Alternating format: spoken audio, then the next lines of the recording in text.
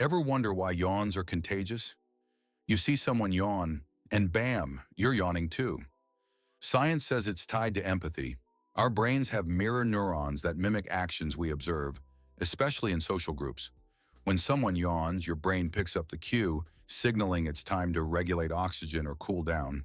It's like your brain saying, hey, let's sync up. This happens more with people you're close to, like friends or family. Fun fact, even dogs can catch yawns from us. So next time you yawn, watch who follows. Subscribe for more mind-blowing science.